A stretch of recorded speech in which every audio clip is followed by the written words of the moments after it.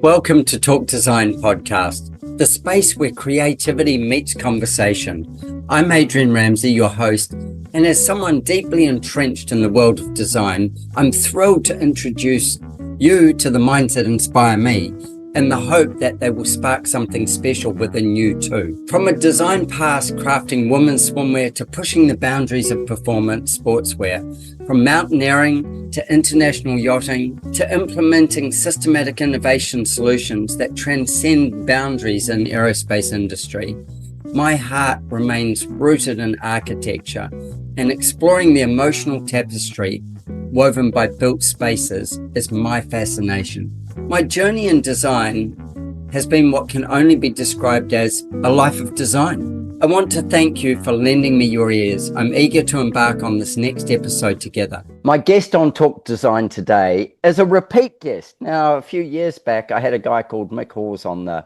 podcast because he's a phenomenal coach and he coaches builders. It's the industry I'm in.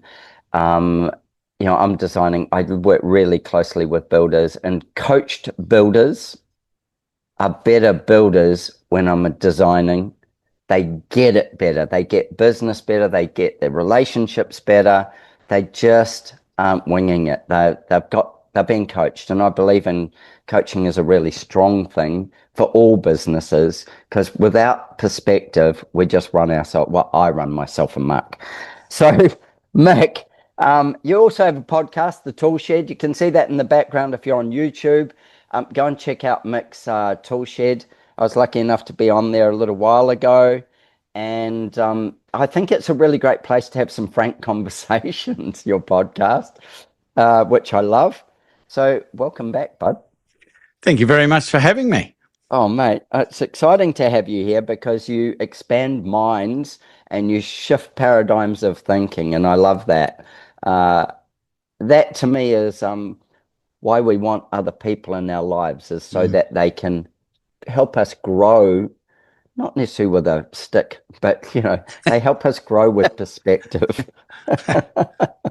not always with a stick. No. So you're a builder's business coach, and you have the black belt, business builders black belt. No, say it 10 times really fast. No, builders business black belt. Give me just a little bit of runway so that people who haven't been and heard you before understand, how you got to where you are, and also just what happens with that coaching, and is it just for builders? Well, that's a fair bit of a question. Yeah, big question.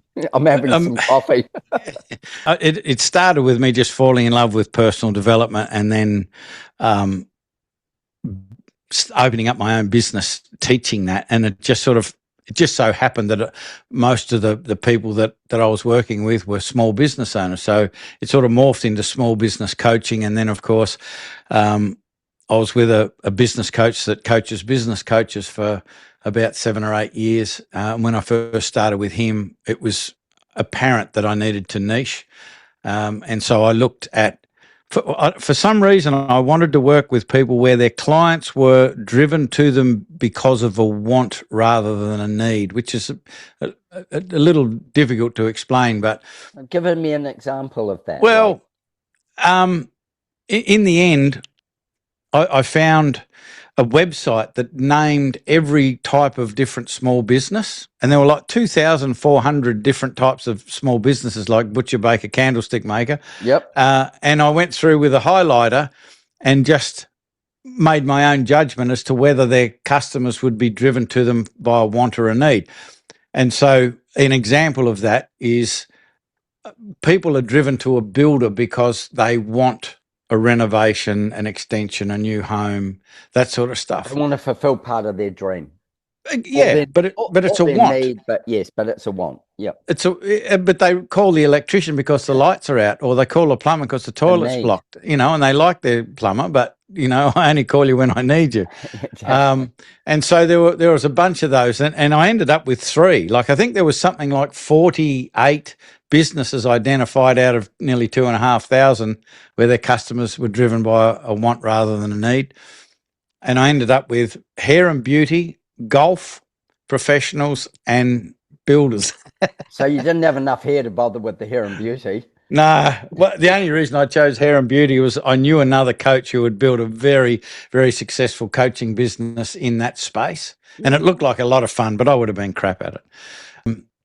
And but in the end, it came down to a coin toss, and my coach said, "Well, we've got to pick one." And he flipped a coin, and he went like that, and said, "Now, which one did you hope it was when the coin was in the air?" And he never showed me what the coin landed on. So that's What a how great we chose. little thing.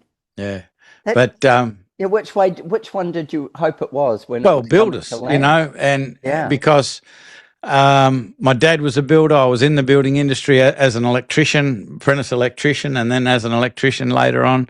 And when I started getting into the coaching space, I'd done a lot of coaching in big corporates as well, American Express and Philips and Valvoline and big corporations, and that was okay. Like I can hold my own in a boardroom, but it was like driving the Queen Mary. Like to try and turn it around, it was just so difficult. Whereas when you're working with a small business, we can have a conversation in the morning, implement it by morning tea, get a bit of feedback on it by lunch, and change it, for the last half of the day. You can get things moving really, really quickly.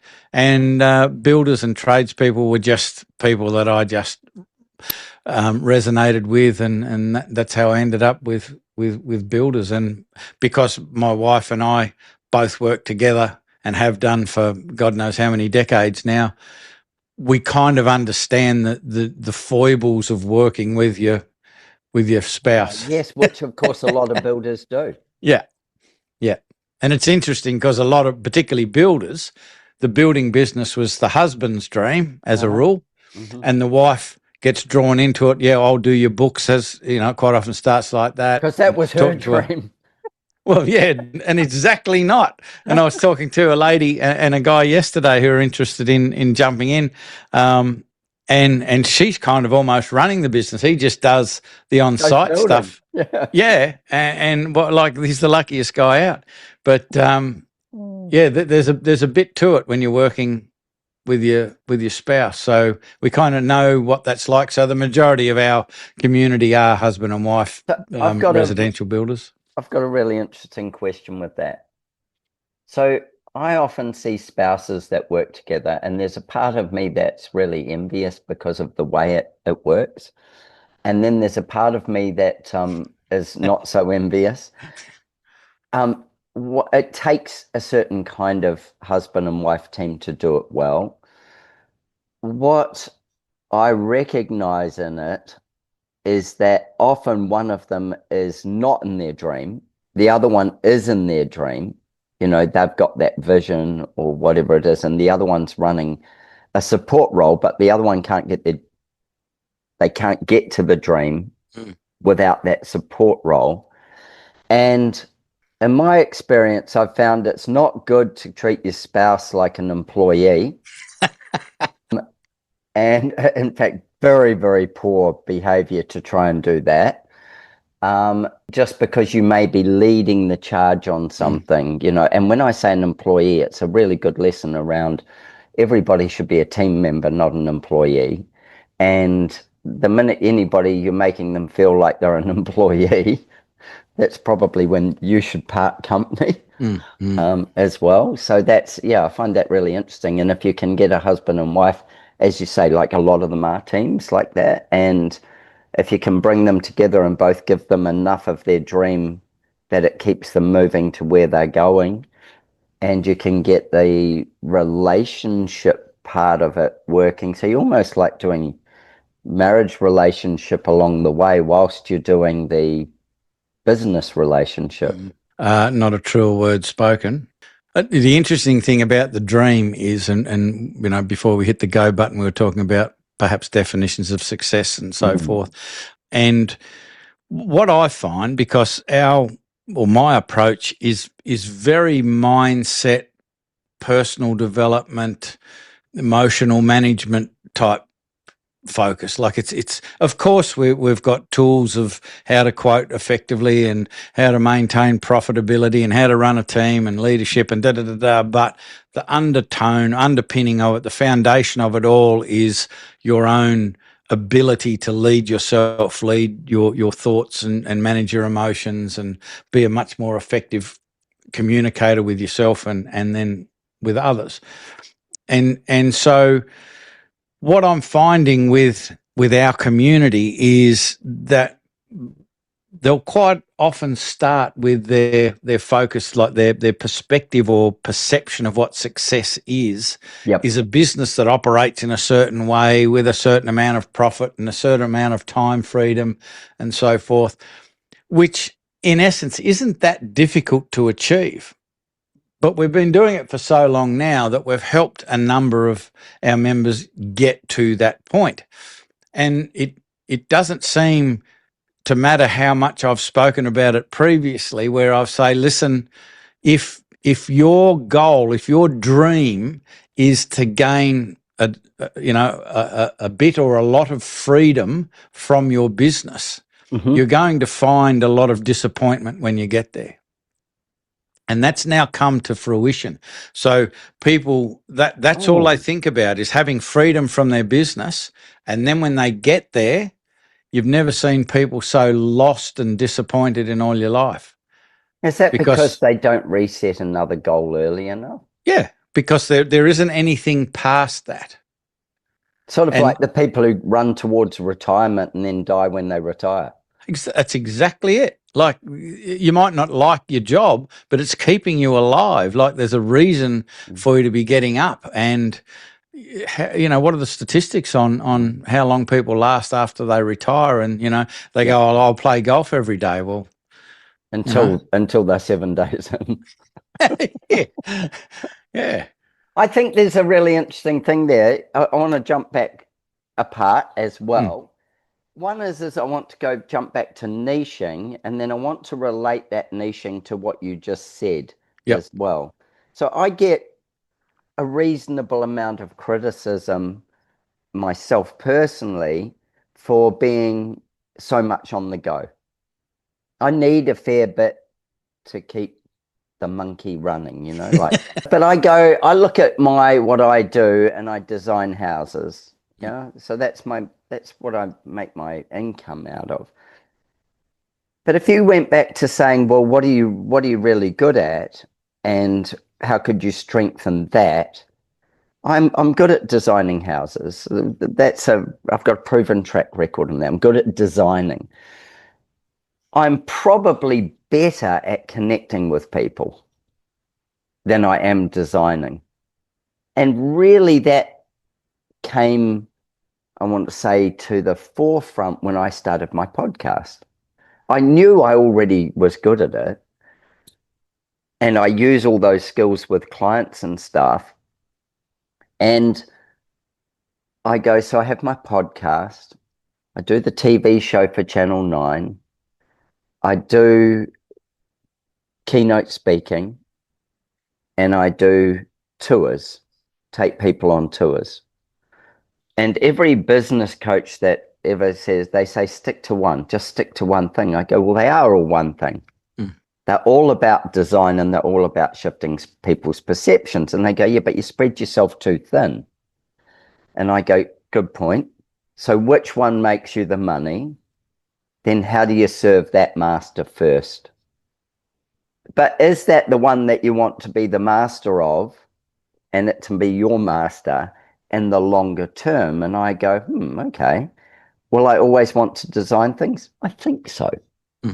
A high chance. Will I always want to connect people and build a network of people and trade value? 100%. Yes. Not 90% chance, 100%.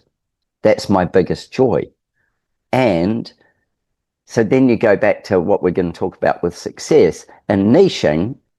If you were my coach, what would you be saying? Because I'm doing all this stuff, lots of activity, and only one of them pays the bills. I'm a big believer in it is if you follow your passion, the money will come. And again, if you've got a bigger vision for what you want to do, and let's say you're a builder, there's a great example. We've got some members over in WA. Mm-hmm. And Western Australia for you Americans. Yes, sorry. But they've created finally got a proper registered charity set up just a month or two ago. And they've been working on it for a couple of years. And they fundamentally use their team. They use subcontractors. They're connected with suppliers and what have you. And they find people in need who are, misfortunate in some way and could really use a helping hand, and they're lovely people. They find them and they just go and do a project for them. They might do a bit of a renovation on their house or add a room or something like that, all for free, So we're getting people to throw in materials and labour for free and all of that sort of stuff. And they don't big note it. It's not a television show or anything like that. They do it because they just love it.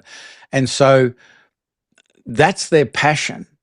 And that the drive to be able to do that and do that bigger and better is their drive for running their business more effectively. How do we make our business more effective, more profitable, give us more freedom to be able to go and chase that thing? So there's a double whammy there, but my suggestion or my advice would be follow your passion. But the other thing that you mentioned, that the common thread through all of that, which is what I would call your product, is creating valuable relationships. And so you do it through the telly, you do it through the podcast, tours, the podcast, the design for your clients. And it's like what I say to all of our builders is know what your product is. Because if you ask any builder what their product is, they go, oh, we do knockdown rebuilds, or we do second story extensions, or we do sloping block. We specialise in that. And it's like, well, no, your product is the quality of your client's experience. The sloping block construction is the commodity. Your designing is the commodity, but your product is the quality of that connection, the quality of that relationship. And if you know what your product is, then you can get yourself and your team laser focused on regularly having conversations about how do we improve our product. So how do we improve our customers' experience, or whoever it is we're dealing with? How do we improve their experience of the interaction? And imagine if you're a builder and you have the passion and your ability to converse and communicate and influence people, and you're having regular conversations with your team, with your subcontractors, with your suppliers, and you treat them as all part of your team. Like they are a part of the team on this project. And if we can get that whole team understanding what is the product is the quality of the client's experience.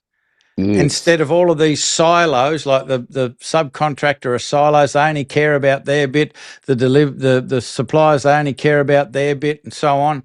And to hell with everybody else. But if we can get a team together that really understand that our product together as a big team is the quality of the client's experience, all of those businesses by default become more successful, more fun, more enjoyable, more effective, you name it. And it's just by changing one focus. If you talk to someone who has had their home handed over to them a year ago, and they've got a friend that comes over and they're thinking about building, and they say, well, what was the building experience like, and what was your builder like? They don't go grab them by the hand and walk them into the laundry and go and have a look at the quality of that mitre of the architrave around the window there. Like they don't do that. We come in and look at that every day. It's like the expectation is quality. That's an expectation. It's not a feature. But when the builder is skilled in understanding the client's fears, frustrations, wants, and aspirations from their perspective, they communicate at that level, and they really understand what they want, why they're doing it, the same thing as you would do with a design. It's like, what's the purpose of this? How do you want it to function? How do you want it to make you feel? What's driving? You know, the builder needs to have those sorts of conversations and then use his experience and skills. And if you do that, by the way, you'll have a very trusting relationship, very open and trusting relationship, and the client will go, can you guide me to the best outcome based on what my fears, frustrations, wants and aspirations are? And then you'll work as a team, and it's memorable for all of the right reasons. My current business coach, his name's Andrew Griffiths, did a presentation to our gang. We did a couple of days live last week, and he did a whole presentation on how do we become unforgettably magnificent. Everyone just loved it. Give us 2 or 3 highlights from how do you become. One of them there is listening. And if you want to get right back to basics, particularly in the building industry, what if you returned calls in a timely manner? What if you return calls? Yeah. I was setting the bar a bit too high. What if you turned up when you said you would? What if you communicated when something went wrong, you got ahead of it and took responsibility for it? You know, what if you cared about their passions and their interests and things like that? And yes, with all those things, one of the things that would stick out to me with that is how are you communicating it to them? So if something goes wrong, does it need to be communicated to them? Or do you just fix it? Something that gives me the absolute shits. I'll be doing a project of my own and something will go wrong. It might be the plumber or the electrician or whatever it is, and something will go wrong and they want to tell me about it. If you're an electrician, I don't give a shit. Just let me, do I turn on the switch and does it go or doesn't it go? Yeah. I don't care what went wrong or what went right. That's actually not I just want the light to go on when the switch turns on. Yeah. And I find often they want to explain everything to me. I'm not here to learn. I'm just here to turn on and off the switch when I walk in and out or whatever it is. And that's being a bit simplistic. And it doesn't make me any more confident or any more likely to recommend them or any more likely to work with them again if they're telling me probably less likely all the things that they had to do to make this work. Like they've done me a favor. They haven't done me a favor. I'm paying them. They've come to do their job. What I notice is where they park their car, or their truck or whatever, how they unload, where they put stuff, when they put a cloth down to put everything on, where they take their shoes off, whether they put booties on, whether they then ask me something about, is everything good today or whatever. And when they can read the room enough to go, I'm not here to talk to you right now, or yes, I am. It's going good, mate. How was your morning? But they can read the room on that. I find that really interesting because those qualities of the client experience are so many little nuances.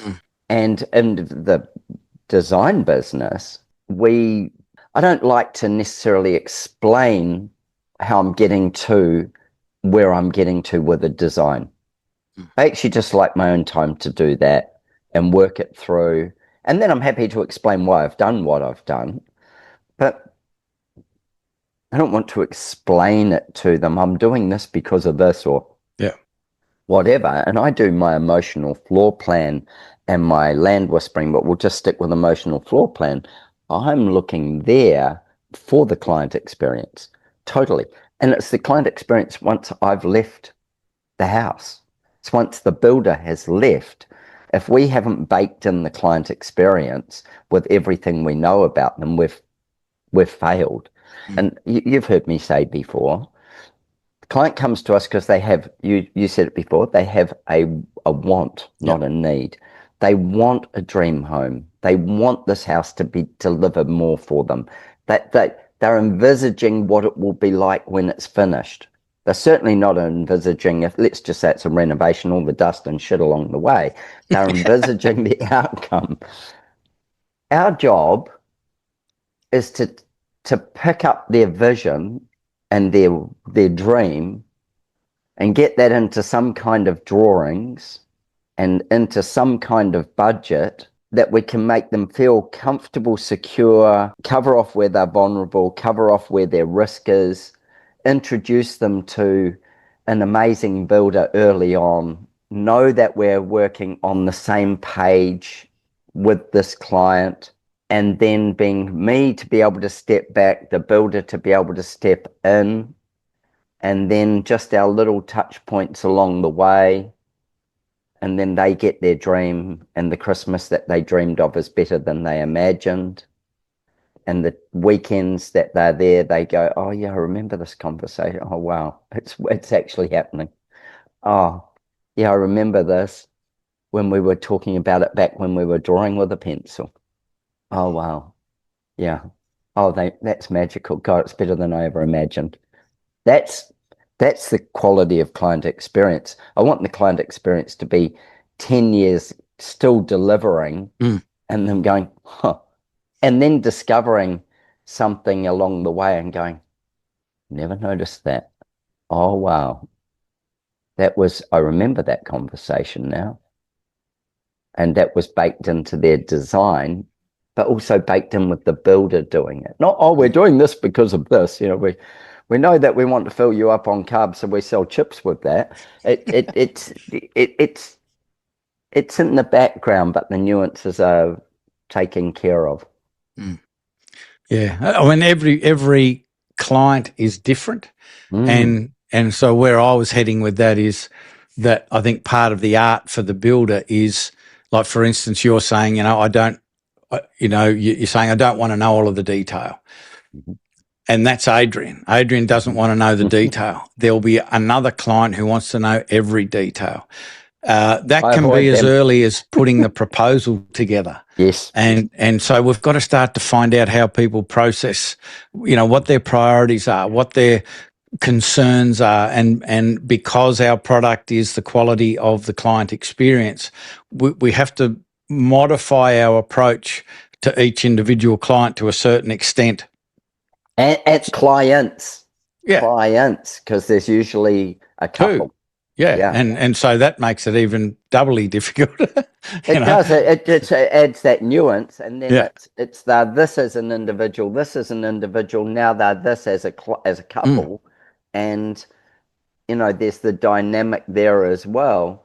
Something that I find with builders a lot is if say it's a renovation and the client comes to site, they start asking the client about things that, are you happy with this? Did you want this? Or the plans are drawn. Yeah, bit late. Yeah, don't be in that conversation, because you're actually showing your lack of confidence to deliver what they've already been through the process of asking for. If there's a reason that absolutely needs to be done, then get the designer and yourself, have that conversation, and then decide whether it's something that should be with the client. But all of a sudden, the client's expected to be the expert on everything that they're in. Anyway, let's jump to success. Okay. Because it backs into everything that we've just said. Everything. So you're currently writing a book. That's the cat's out of the bag. You better get it finished, mate. Now, have to do it now. Yeah, exactly. That's how I ended up on a podcast. So you're writing a book, and one of the things that's going to be super important in this book is everybody's definition of success. And like with my client, the definition of success might be this Christmas or this Easter or this whatever. How I listen to my music here, how I cook here. It might be how community comes into my house, whatever. But everybody's got this definition of success. And then the other thing that happens is as they mature through their journey of success, they get there and they may be lost because they haven't reevaluated what success will be as they're approaching success. And then the word success means it's something different to every human. Yeah. So how the hell are you going to write the book? Well, it's only a small part of it, but it's something that we have to think about, and it can be really, really challenging because, well, success can be anything. And I remember Tony Robbins talking about this in one of the very first live events. I went to see him back in the late 90s or something, and he was talking about how success meant different things to different people, and he was sort of asking different people in the audience, and a lady stood up and he said, what would you consider success? And she said, if my teenage daughter would clean her room on her own volition. And like, it wasn't a joke. It wasn't a joke, but it's like there was that family tension and that family dynamic, and that was what was on her mind and what was success for her at that time. And when we're 11, what's important to you? What does success mean to you when you're at 11 versus 21 versus 31 versus 41? And then, yeah, like if they're already 41, I do this with my clients. Like, we have to project 5 years, 10 years, 15 years and beyond when we're designing a home. And how will it be for you at that time? And we're making shit up, as I would say. We are making it up because we don't know, but we do know what they want it to feel like and what their expectation of how they want to live is. And then success will be they meet that expectation or exceed it. So your book, does somebody... well, no, that's a bad question. I'm not going to ask that. Oh, no, such thing as a bad question. Well, maybe. I think there's a better question to be asked. When we were discussing it, you were saying it's about creating the shortest distance between now and success. So where you are now and what success looks like. How do you get that pulled all the way back in? And for all of those you out there thinking Claude, ChatGPT, yeah, maybe it's a part of the thing, but it is. What does it look like? How do you get this distinct fast path, fast track? Take me down the rabbit hole.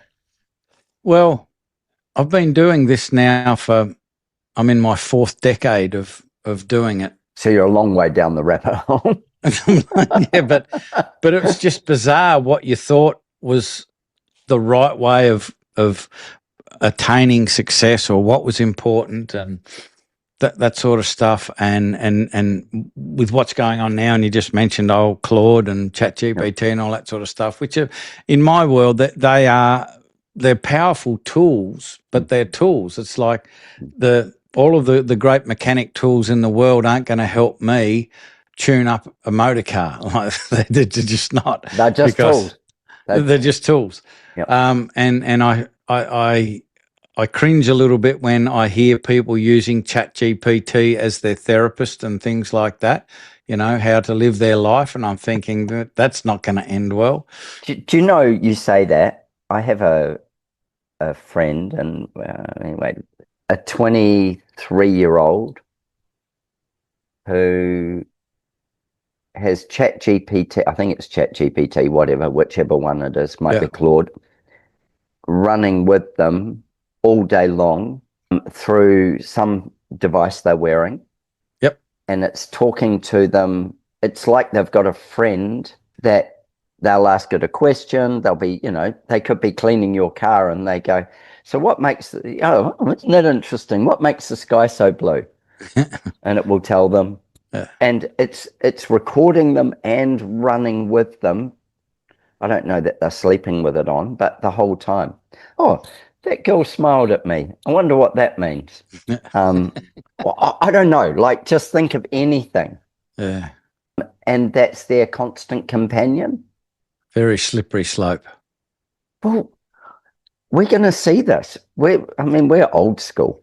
Yeah. We're going to see this, and we're going to see the world change so dramatically in front of our eyes because of this. Yeah. I'm not saying it's good or bad. I go, no, it's not. It's both. Dinosaurs look or backwards. neither. Yeah, we don't know where it will land, but we look backwards and go, we didn't see that coming. We did see that coming. And we can do it with the internet. We can do it with what we're working on now, Zoom.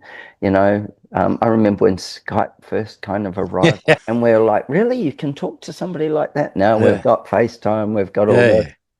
And I can see lots of good in it. Yeah, I don't know. It's so interesting. There will be so much that we have to embrace, or it will not. I'm not worried about becoming irrelevant. I'm more, I go, in my case, and I imagine you in your case, and maybe this is just because we're old school, we're going to go down the human interaction route. That's the strongest set that we can bring. Yep. Is face-to-face, people-to-people. This would be even better if we were in the same room. Oh, yeah. That's where we will go. Yep. And we'll make a space for you to be in the same room. I think there's going to be a void created or a vacuum created with a need for that.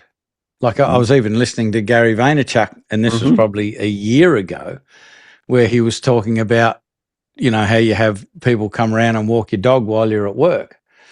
With the advent of AI and the person running with the AI and talking to it all day and when all I that say sort of running, stuff. they're working all day with it. Everything. Doing everything. He's predicting that in the not too distant future, we'll be paying significant amount of money for someone to come to us and take us for a walk. So we actually have human interaction, and he is deadly serious, and I believed him. I've got to tell you this, something so funny. So funny. It wasn't really funny when I said it, but I did it because he was a mate. So most days I go for a walk on the beach and I body surf or I go surfing or whatever. Most days, probably 5 out of 10, out of 7, sorry, I go. Anyway, my buddy was walking along with me and he said something about, having a dog and how, at least you've got to get out and take it for a walk. And I said, bark for me. And did he laugh? He called me something. I'm not saying it on here. Something not flattering. Not flattering, but it was this really funny thing. I wouldn't do it as often without him, and he wouldn't do it as often without me. Yeah. We're taking each other for a walk. Yeah. But we get all this human connection out of it. And we've not got phones. We've not got devices. And we're doing that for an hour or so a day at least. Yeah. And we'll range through any number of topics, and it's only our point of view. There's nobody there to give us any other. No. But, one of the big things and we just had a session before we recorded this with our guys, and we were talking about what we call level 5 listening, which is like, in the 7 habits of highly effective people, habit 5, first seek to understand, then to be understood. And it's a real art, and it's a skill that needs to be practiced. And I keep saying it's the most powerful and valuable skill for leadership, for business ownership, for anything that you can learn. And one of the guys was saying how he had catastrophized this week about these 2 separate instances that were really putting a lot of pressure on him. And he went into both of those conversations with this, listening with the intent to understand, not the intent to reply approach. And he said that both conversations he thought could get wildly out of control and very combative and confrontive and, all of that. He said within, a minute, both of them were just such pleasant experiences and the outcome were genuine win-wins. And so, you know, this AI and automation that, and if we just talk about builders for a moment, particularly the younger Definitely. builders, are right into it, and good on them. And I think it's a great thing. But like most pendulums, it can swing too far. And if we automate an AI and have AI having conversations with our prospects and clients and team members and all of that too much, it creates this void, like I said. And so we will want to pay someone to take us for a walk.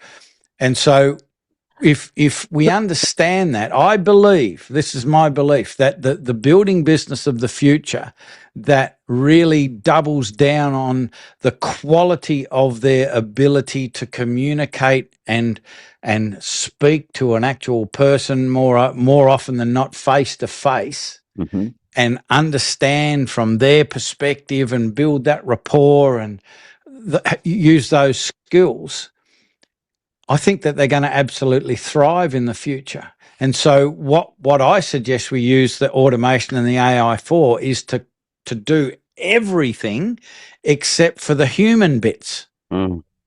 Like, let's clear your calendar, clear your to-do list with AI and automation, get all of that stuff off your list so you have all this free time to come and speak with Adrian on the podcast or speak with somebody on site or what have you, and excel in these person-to-person communications and relationships. And I think you will be inundated. You will have people climbing over walls to get to your business because we're just going to get sick of talking to AI. And I think AI is clever. It will engage us very comfortably. Like always, when somebody I put something in ChatGPT, it says, "Great question, Adrian." And I go, "I'm loving you right now." But and I shouldn't say but, and it always gives me a positive spin. So however that large language model was built, it always tells me that this is good, this is good. And you can ask it, okay, what are all the risks? Great question, Adrian. Here are all the risks. And so it's acknowledging, it's very acknowledging, it's very, in that, it's edifying you. And maybe it isn't asking you enough hard questions as well. You know, when we're designing a house, it's not, this is going to sound really wrong. So everybody listening, please write in. But I'm going to say it all the same. While we're trying to design you a place of joy and a place of, harmony and something that has dreams attached to it that you're going to live in and move through, we're not trying to design it to just be comfortable. We're trying to design it as an environment that has some dynamic in it, so that just like you as a human has some dynamic. We don't want to take every barrier out that requires not you to do more work, but it requires you to think or to just stay in joy all the time. That sounds a bit weird. We do want you to be joyful in this home environment. We do want it to have a good, healthy amount of easiness. We do want it to have a healthy amount of surprise or nuances, the way the light falls. We want to engage the things that are changing, like nature, so that you engage them at the same time. We want to do that with the whole setup. That's really important. And with that, if we just make it totally easy, then it becomes bland. And if we make it bland, then what happens is that we've got no definition anymore, no perspective. And so we need both to keep you engaged. We were talking before we started just about logo development and stuff, and about how do we engage people in those nuances that they see or discover, and then what does that do for them? I find that really interesting. So when we're going from how do we get from the shortest distance from where you are to success? There's going to be some work to be done. Yeah, it's not complicated. It's simple, but because of everything that you've just said, like the majority of people are always looking for the easiest path, the shortcut. And so what we discovered some years ago is that people, business people in our case, all have this idea of what success means to them, and it's different for everybody. Give us some examples. Well, some it is. I just want to have the ability to have 8 weeks off a year and go driving around the desert in the sand, camping, and the business isn't a pile of ashes when I get back. Like that it could be that. And others is, I'm 2 million, I want to be 20 million. I'm 20 million, I want to be 100 million turnover, and there's ego involved in that, because, as they say in golf, that driving's for show and putting's for dough. Well, same thing in business, that the revenue is the driving and the putting is the profit. Yep. The actual net profit, not the profit on your profit and loss, because that's just the presentation that was put together by your accountant for the ATO. That's not the truth. Yes. No, it's the real leavings. Yeah. Yeah. And so success means different things to different people. But what we found is that people will jump into, let's say, a coaching program. It could be ours. It could be, any. There's heaps of coaching programs around. And many of them are doing it for similar reasons. And it's generally around time, money, and meaning. And what I mean by meaning is I'm stressed, I'm overwhelmed, I don't have that meaning, I'm just under the pump. So they come to be coached because it's either time. Yeah. They want more time. They want more money. Yeah. And they want the meaning part is probably mainly back to the time. It's like possibly I want to be able to get to this, but I'm too overwhelmed. Yeah, the meaning thing more to me are sort of the emotional things that really mean something to you. Like we were saying earlier, it's not that difficult to get somebody free from their business, so they're really set up well financially and they have lots of free time. Now what? That's the meaning. Like, and quite often, because we're so distracted with I'm working so hard, I just want freedom. We're struggling to pay the bills. I just want some financial, comfort. Yeah. The meaning thing doesn't raise its head until that time and money has been taken care of. Like when you start to get some free time, you go, well, now what'll I do? Now I haven't got the financial pressure.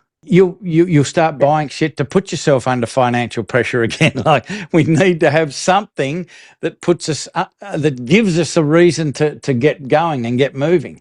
And it's more pleasant when it's something to do with your purpose and a cause you want to contribute to and all that sort of stuff, rather than survival. Yes. I really take that. So with that, a really interesting point that I think is like, I'll just fill the space with more things. And my motto is die trying. Yeah. So I go, die trying. Don't die waiting. Die trying. But that means something to you. It's like, Absolutely. am I using up my capacity, or am I frivolously, letting it slip through my fingers? That's meaning to you. I think there is a bit of both. Because I do think that I frivolously let something slip through my fingers. And then on the other, it is, am I getting enough of the die trying moments in my life that, this is weird. I love it when people say to me, you seriously going to do that? And it's almost like they've kicked me up the arse to go. I go, yeah. And I'm pretty risky. I go, Yeah, I am seriously going to do that. I am seriously going to make that happen. I'm going to focus on making that happen. Doesn't mean I'll stop focusing on the other things I need to make happen, but I am going to focus on making that happen. And if that takes a year or 2 years, there's it's in the goal sheet. I'm going to push that. I'm going to find that way. And we have a goal, but how we get to it is, it might shift what that goal looks like when it's a final outcome. And that's what you're saying with success. I can't imagine, like I said right at the start, I can imagine designing less, but I can't imagine not connecting people less. Just can't imagine it. And it gives you getting meaning. joy out of it. Yes. Yeah. And that's so, it's one of those three things, but they come into a program wanting to fix probably the time and the money thing. Yep. And what we've discovered over our journey is it seems to be there are three phases that people go through, or there are three phases. Not many people go through them.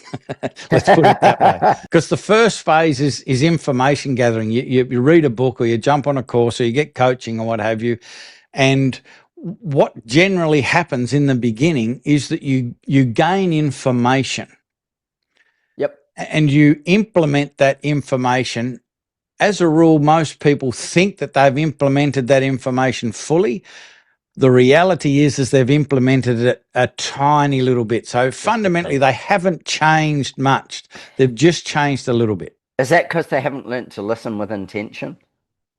No, it's because it takes a while to get it. Like, you can read all of the golf books you like, but until you get out there and start taking a swing and, swing and a miss till you over die and trying. over, that's where you gain the experience, which is phase 2. So phase 1 is information gathering.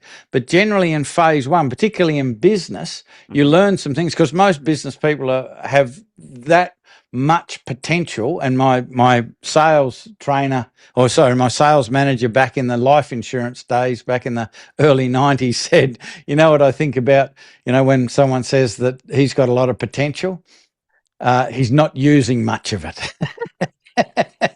And so same with business. The potential is massive because they're not using much of it. So they make some small changes, but it gives them some pretty significant results. Yes. So you're in phase 1, which is information gathering, and you're applying that information quite poorly, but it's given you some big results. Mm-hmm. And then time goes by and you continue to implement it, and you try and refine it and make it a bit better. And that's when you move into phase 2, which is experience gathering. How do you gather experience? By doing things and them turning out what? Yeah, like shit. Like shit. Yeah. Okay. I never forget. I had the young diesel mechanic. He was only 20 years old. He was down doing some work on our boat. And he's just an old soul in a young body. And we were talking about this, that, and the other. And somehow it got down to experience, the word experience. And he looked at me. And this is a 20-year-old kid with a cowboy hat on telling me this. And he said, yeah, it was bigger than yours. Yeah. He said that to you? No, he said, we're talking about experience. And he said, experience, that's the thing you get just after you needed it. Oh, isn't that? And I had to write that down immediately from a 20-year-old. That's wise. Yeah. And so when you go through this honeymoon period of the information gathering, you go, it's like, look at all of the changes that we're made, and we're now getting paid for quotes, and, I'm getting so much more done in a day and all of that sort of stuff. And you keep going, and then, some life throws some challenges in the way, as it's meant to do.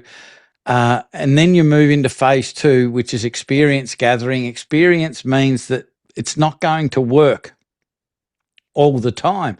And so you're gathering the knowledge and the experience of how you apply this information effectively when this happens or this happens or this happens, because it's different scenarios.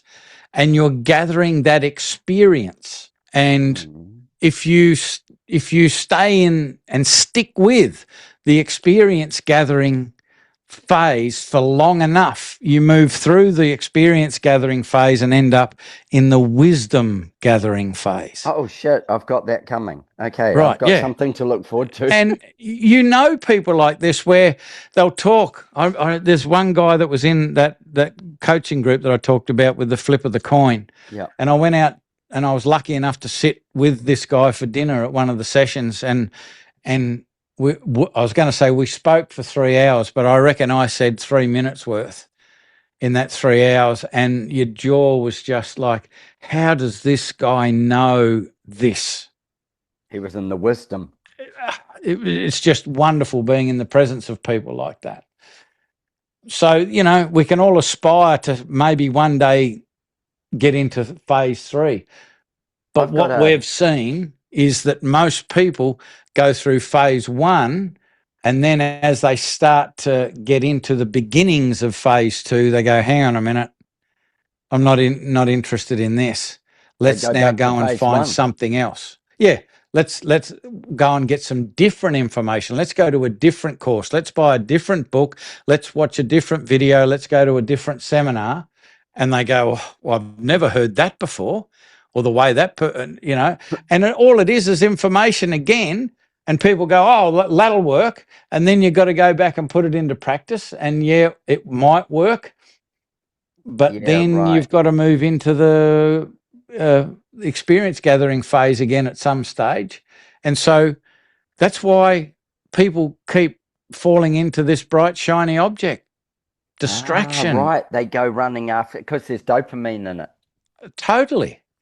And dopamine, here's the thing with dopamine, I found out, you know, if we're talking about dopamine addiction and, you know, doom scrolling and all of that sort of stuff, what I didn't realize, I thought that you got the dopamine hit when you learned something, and it turns out that's not the case. So if you're scrolling, you don't get the dopamine hit from what you just learned when you scrolled a second ago. You get the dopamine hit from a sense of adventure about what I might learn when I scroll next.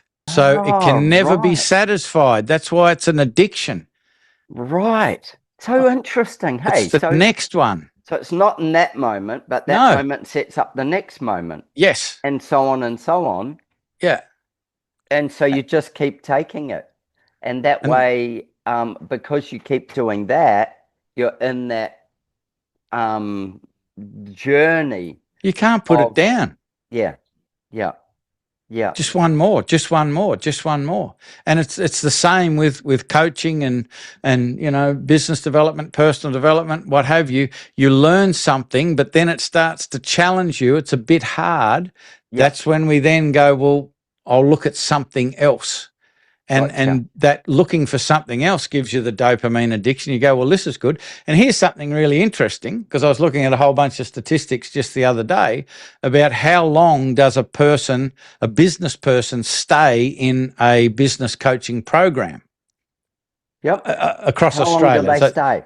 So this is just Australian national statistics, but the average is they stay in a coaching program for 9 months. Wow, is that all? Yeah. That's the national average. Our average in Blackbelt is 11 years. And we've got people in the group that have been there, I think our longest suffering member's 23 years. Right. So you're just trying to say you're above average, mate. Absolutely above average, but we're a very small group. It's a family. Like, it's very small. Yeah. Everyone knows everyone. Everyone gets around people who need it at the time. It's amazing to watch and a privilege to be a part of. But the reason for it is that we absolutely address this phase 1, phase 2, phase 3 thing. So the people in the program understand phase 2 and are willing to go through phase 2. You know, how did Tommy Emmanuel become the guitarist he became? By going through phase 2 to get to phase 3. Yeah. Yeah. So with your book, you're going to take people on that journey. Yeah. Yeah. It's like, I suppose, road signs. That's what to expect up the road. But the way, it's crazy, because what I just explained is the slowest path to get to whatever your success is. And that's so the slowest. If somebody buys the book, they may get along on that journey, but they'd probably get there even faster if they came and got coached. No, it's not about coaching, and I'm not promoting black belt or anything like that, although, buildersbusinessblackbelt.com.au, of course. Yeah. No, but what I'm saying is that you can do the book, you can read it or listen maybe, but then the real gold is actually being around a community that you get perspective and the ability to be able to, I always think of them as taps. Is your horse on the right road? Are you on the right horse? And then is it going in the direction you want it to go? Are you riding the horse, or is the horse just taking you somewhere? Well, community and coaching and all that sort of stuff is a part of it, but the real message is just trying to shift that paradigm in people's minds that I've got to try and look for the next bit of information that helped, because the last bit didn't, and that didn't, so I've got to look for the next, and going down that's the long way to get to where you want to go.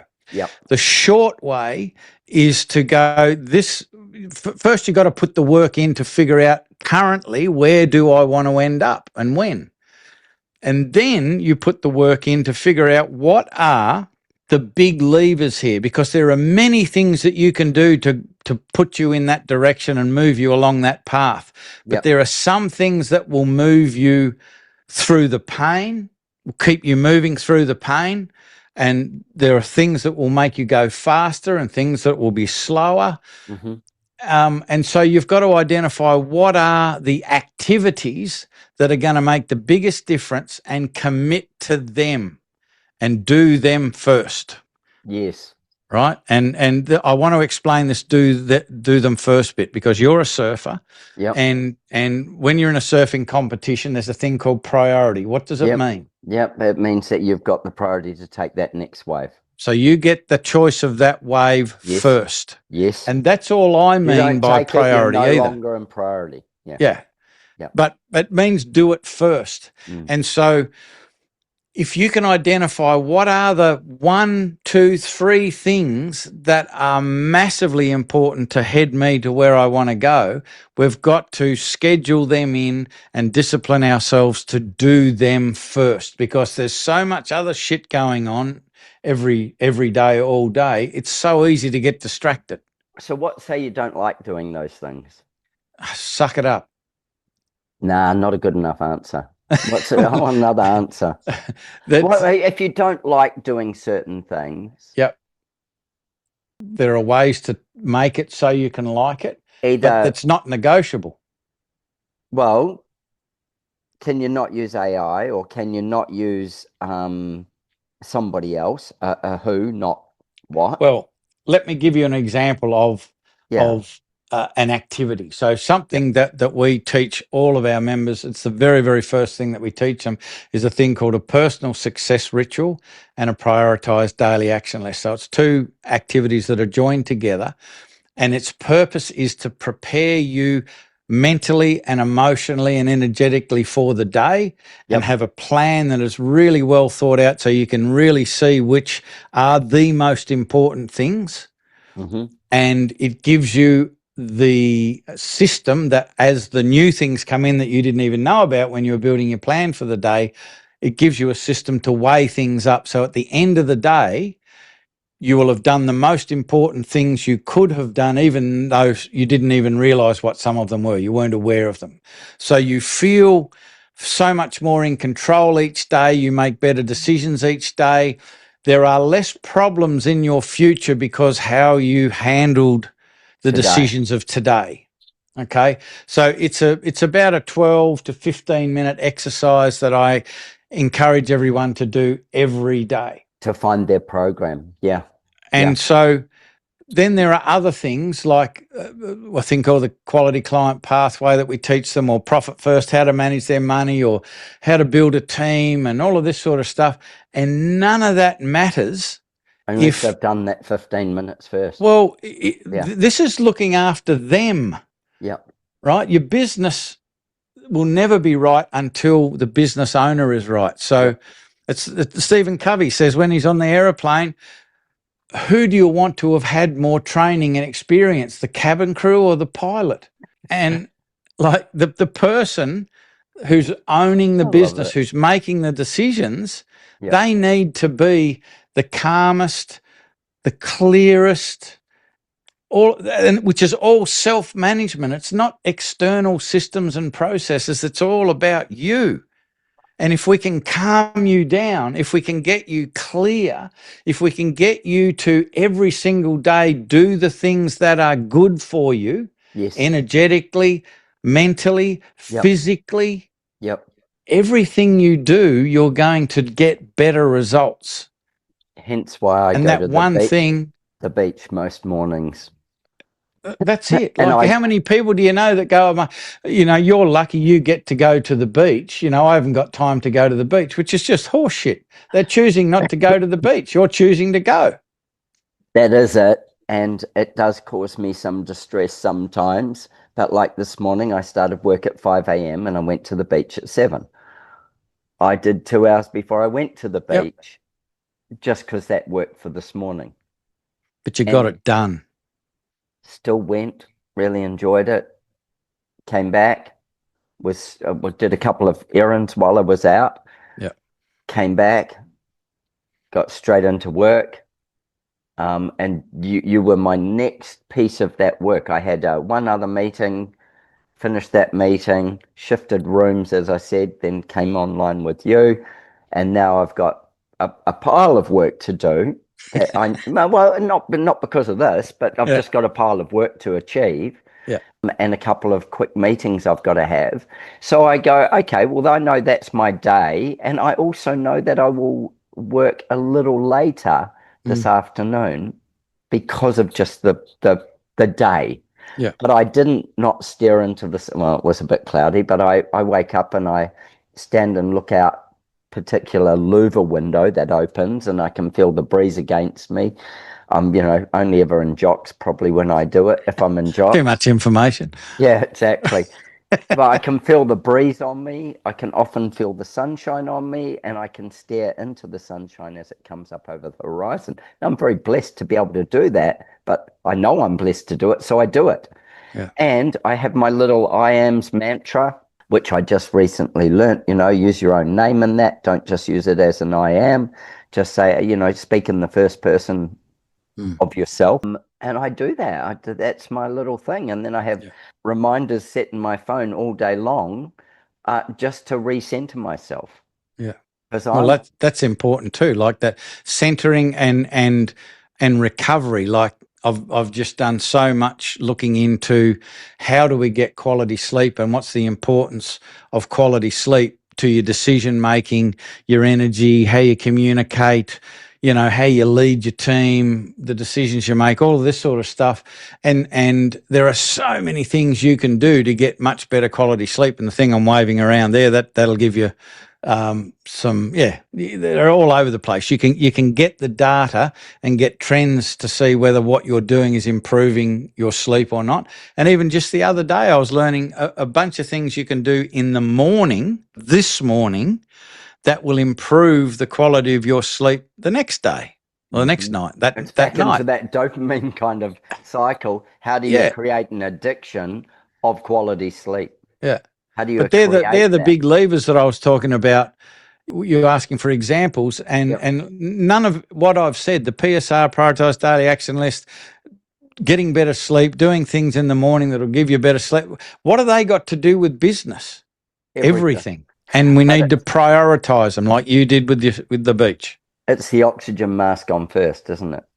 100%. It really is. Oh, but it's fascinating, man, and I'm really looking forward to what you do with the book, because and my question before, well, surely you'd get more out of being coached. I get coaching is specific in certain ways, but taking a book that's a how-to and actually working through a how-to, you will get your journey as well, and taking that action and putting the habits together to get that action to work is the key. I love it. I love it, man. What a meal of stuff from the Builders Business Blackbelt.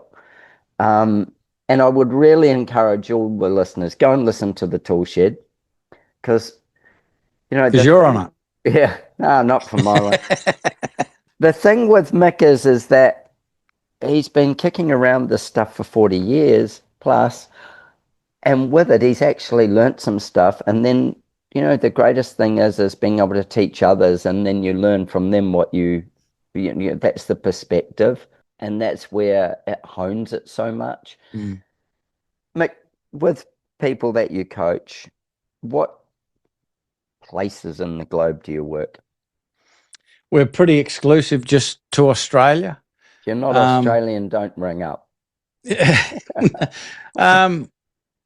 Yeah, I mean, I'm happy to talk to anybody. We've had people from New Zealand, and that's about as far afield as we've gone.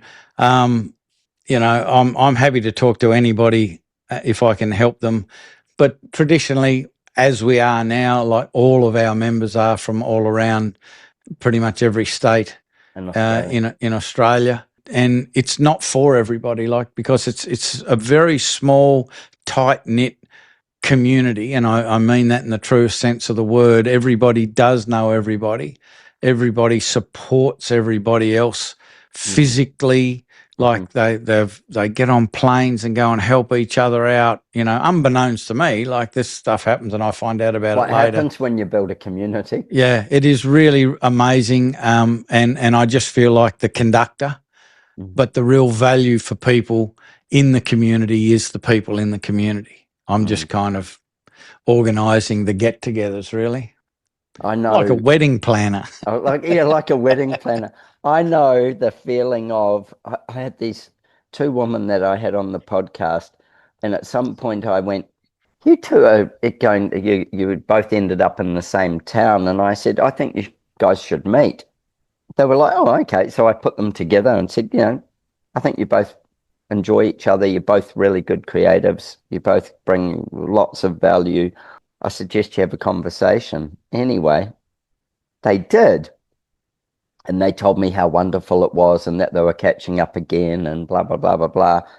And next thing, they're posting bloody photos of in Italy on holiday together. And I'm like, oi, you don't get to go to Italy and hang out without taking me with you. Yeah, exactly. But, those connections have built, this is that thing of community, have built lifelong things. And I just was working with a product supplier from Australia who supplies into America. And I introduced him to several architects that are on my podcast.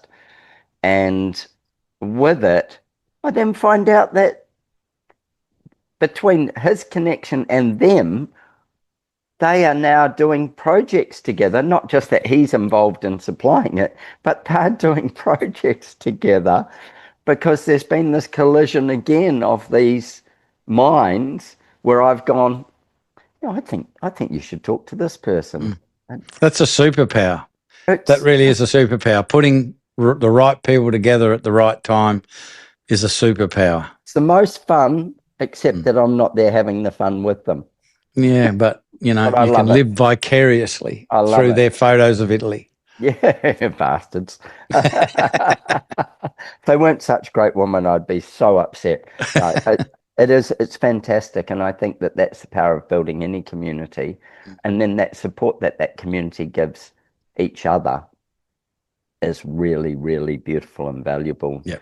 And so even if you are in the States and this has resonated with you, look on our show notes. It'll tell you how to get hold of Mick and start the conversation, because 40 years of experience and building very tight-knit team of, or when I say team, tight-knit community, can bring valuable to anybody who's in business, and especially if you're in the builder space. And if you're maybe an architect developer or a designer developer, you may find this really, really interesting, because you're crossing two disciplines there. We talk about architects all the time. in a good way. In a good way. Well, I talk about builders in both ways, and I must say that there's no point in drawing pictures unless they're going to get built. No. And so therefore I love working with amazing builders, and ultimately we both submit our egos to the client's dream. Without that, we're not going anywhere. Mate, I think amazing. Thank you so much for your time. Thank you so much. Thank you. Breaking. I love these down. Deep conversations. Yeah, me too. I feel like it makes me go, oh, yeah, yeah.